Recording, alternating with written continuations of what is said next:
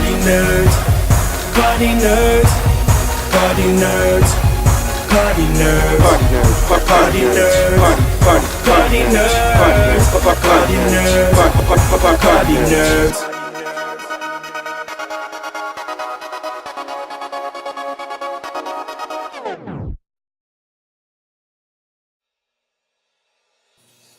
Good morning, good afternoon, and good evening, everybody. And I'd like to welcome you to another episode and installment of Partynerdz presents Grandmaster FAQs. Now, with where we have been in the MCU lately, of course, it's had its many critiques. One, mainly, of course, has been Marvel's villain problem. Now, I myself have expressed a lot of dispositions with the constant rotating carousel of villains, probably in the first, I would say, 6 years, with the inception of many of the villains that sprung upon us. No more disappointing than somebody like Mandarin in the third Iron Man movie. Here, probably everybody who was watching at that time and noticed that there was going to be the introduction of the Mandarin into the Iron Man installment saw hope. You know, this is, for the most part, whether it's been the Mandarin, Fing Fang Foom, probably, and Whiplash, probably one of Iron Man's greatest villains. And for the most part, we got a con man who was portraying himself as an actor behind the camera. And we all had to leave the theater kind of going, what the fuck did I just watch? I'm not sure what any of that shit was. The same can be said for the Red Skull in the first Captain America movie, to where we thought in our heads, alright, if Red Skull's on screen, you know, this could only lead to probably a trilogy of ineptitude with Hydra and most of the annihilation that can happen, and how Hydra is such a major force in opposition to S.H.I.E.L.D. throughout Captain America comics. But what we got was literally like him falling into in oblivion, never to be heard from again. I mean, I rarely even saw any bits of him resurfacing. You saw like small little hints of maybe like a little bit with Hydra in the Civil War movies recently, and where that derived from.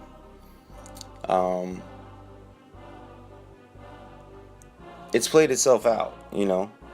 The Incredible Hulk movies that came and went, you know, the introduction of Abomination, it was played. It was literally, he became Abomination, and within 2 to 3 minutes after, it was probably his end. That was it. Nothing more, nothing less. I mean, there was a defeat, but nothing reaching beyond the board to be like, okay, we can continue this character. And that's probably been the main problem with a lot of Marvel's villains. There's been a total one-sided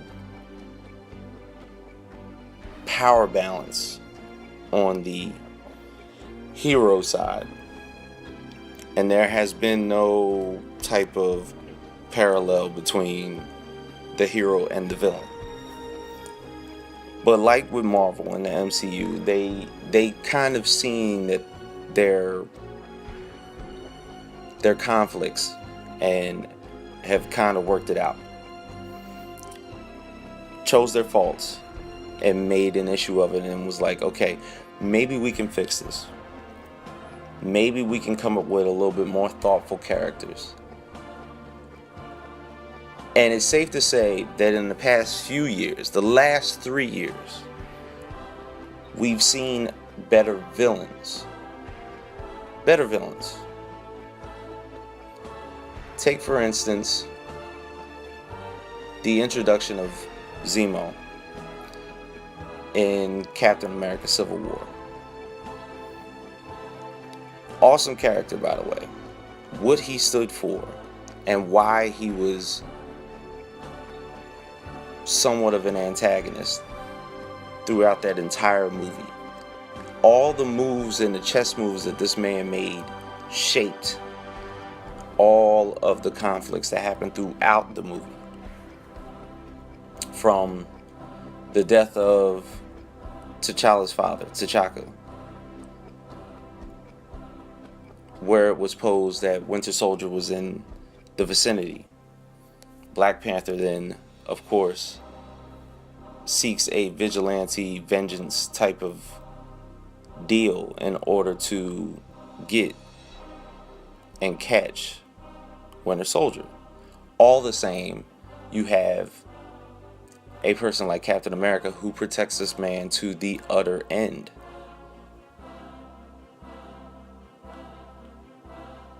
They were literally just told by the government not to reach those sort of lengths because of the destruction that the Avengers caused, so they had to be held in check.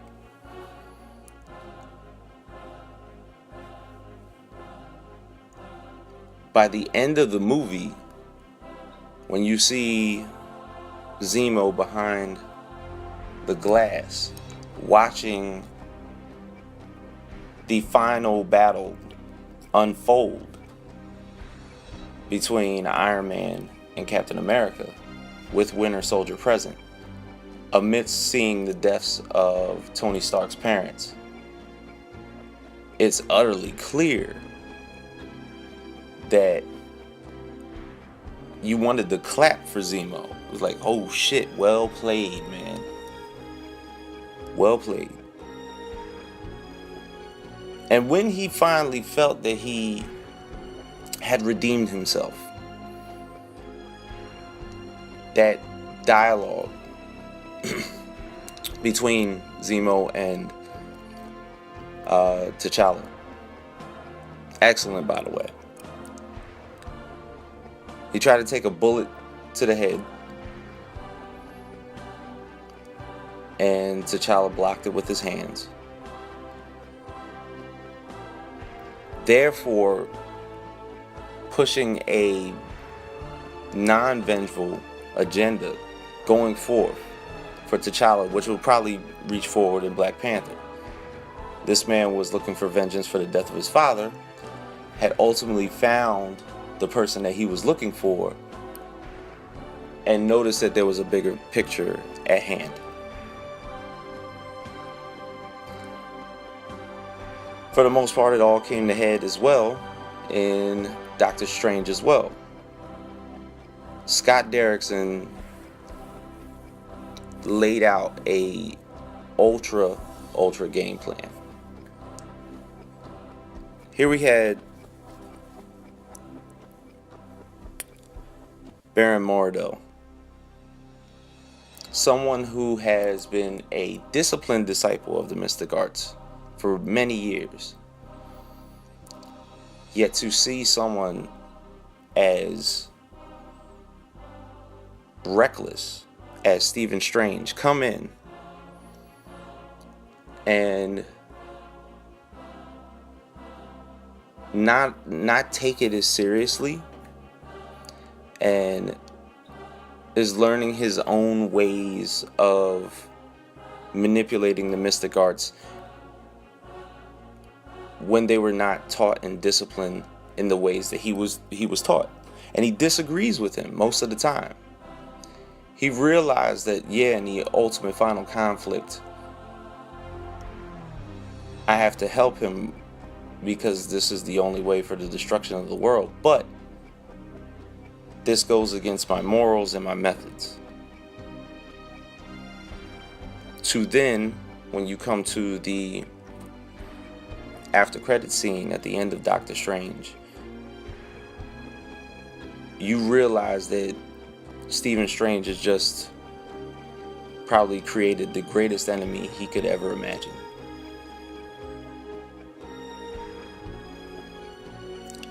This can also be said of Dormammu, a celestial inter-universal being who for the most part could not be defeated. And once Doctor Strange knew that, came to the point where, okay, it is not in my best interest to try and defeat this character, but to just trick him. And this carried on and carried on and carried on. With the Dormammu, I'd like to bargain bullshit. Which was great, by the way. I'm not slighting that in no instance. Dormammu was tricked. Not to say that, yeah, I live to fight another day, but I have to be a little bit more careful of how I decipher the ways and means to get rid of someone of the Sanctum Sanctorum.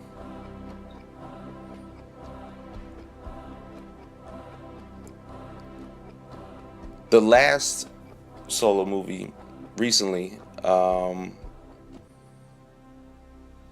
the last two in the last couple of years was Spider-Man's Homecoming and Thor Ragnarok.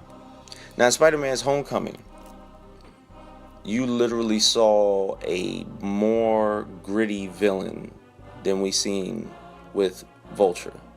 And the car scene where Peter is about to go to the dance,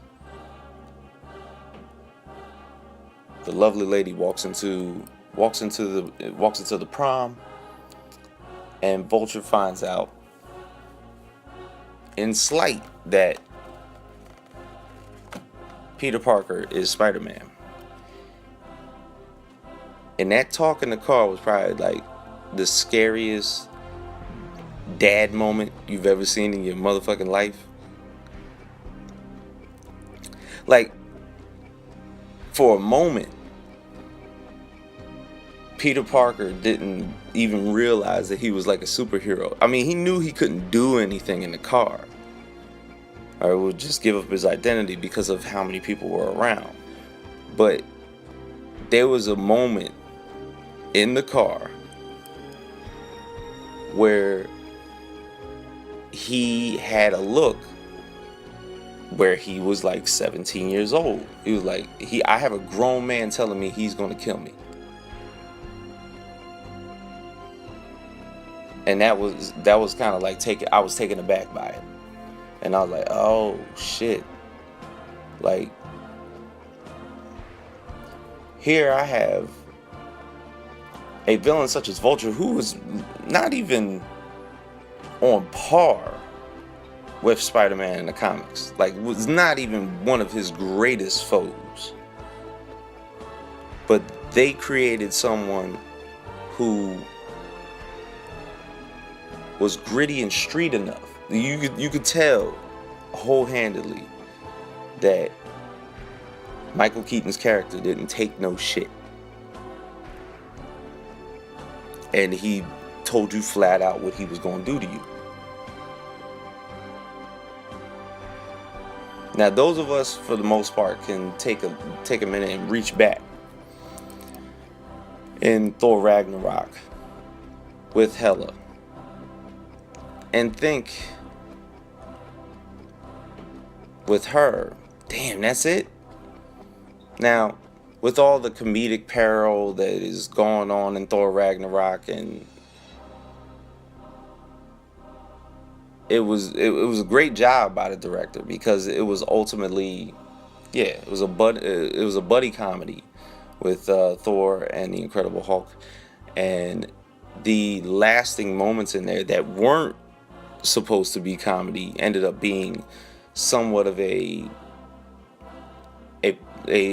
consistent challenge, I would say, with making Hela and Surtur and all these great characters in Thor comics into just pieces of the puzzle.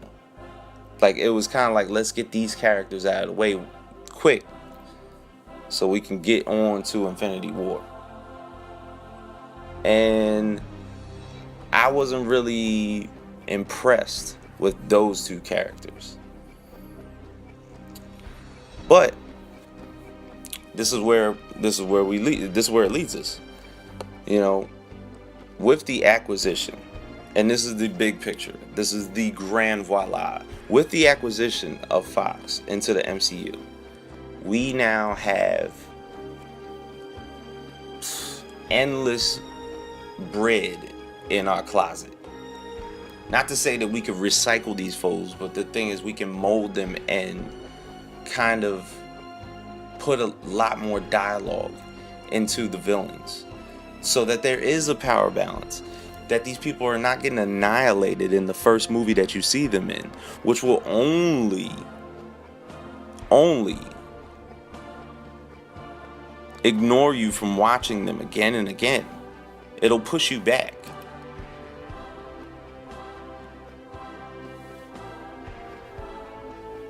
So with this acquisition of the X-Men, with the acquisition of Fantastic Four, they have great villains. They have great villains. You got Doctor Doom. I talked about this in two podcasts ago. It's the most annoying, strongest in intellect, strongest in battle wit villain that Marvel probably has. Magneto. Just from the Fox X-Men, Magneto has probably been, aside from the X-Men, you've been wanting to watch more Magneto than Professor X of the X-Men, because Magneto's character has been probably the best thing to watch.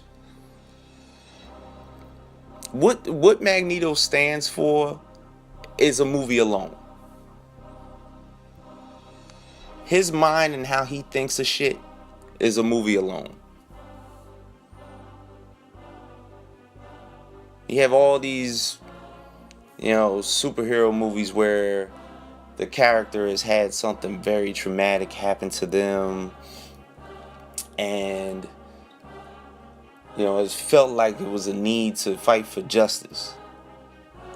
Where Magneto, on the other hand, had a traumatic incident happen to him, which is a very real life traumatic incident, like the Holocaust, and has dealt with prejudice and discrimination on a consistent basis, to the point where, you know what? I know for a fact that humans don't want me here. So you know what I'm going to do? I'm going to get rid of them. And I'm going to show you how I'm going to do it. That's just the layman's terms about it. Magneto is a dope character. His powers aren't much. And he can literally alter and bend metal. But Magneto, as far as dialogue and for what the man stands for, and how many oh shit moments, him talking to Xavier about why he's doing what he's doing, time and time again, blow my mind. I love how written of a character he is. We have somewhat of a war chest of brand new villains that we have yet to bring to light. We still have Galactus, who we've never seen on screen, and the whole opinion of him as a world eater that consists on bargaining and slavery throughout the universe in order to prove his point. Like, you may think of him as like, it's just some celestial being that eats planets. Fuck, Ego did that. Ego, the living planet, eats other planets. He consumes them. So what is the big deal about Galactus? Galactus has dialogue. Galactus is a master opinionated slaver that runs the entire universe. by his own will and is ultra powerful. Annihilus, Super Skrull. We're about to see the introduction of Super Skrull with the Captain Marvel movies. Secret Wars is probably one of the most highly popular Marvel comic story arcs that there has ever been. We will see a little small bits of the Kree Skrull army. These are just the many of scripted characters that can ultimately take hold of the screen. I'm looking for an event where there's a movie that will currently come out. I hope it's with Eric Killmonger and Black Panther, where there is a moment where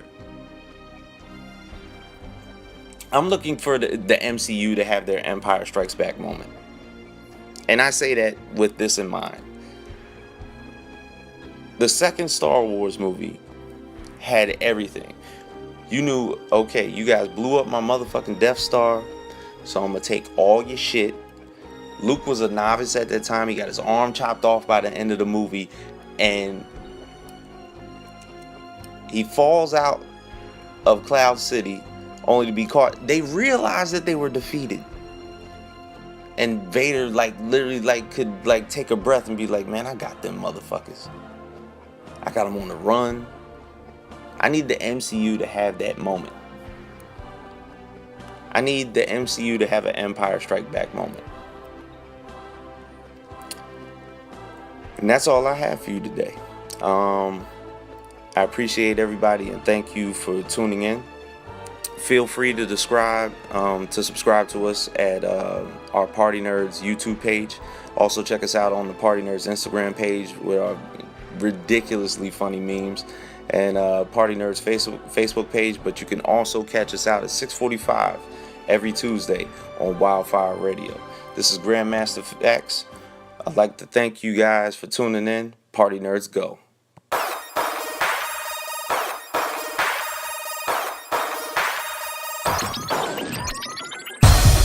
Partynerdz, Partynerdz, Partynerdz, Partynerdz, Partynerdz, Partynerdz, Partynerdz, Partynerdz, Partynerdz.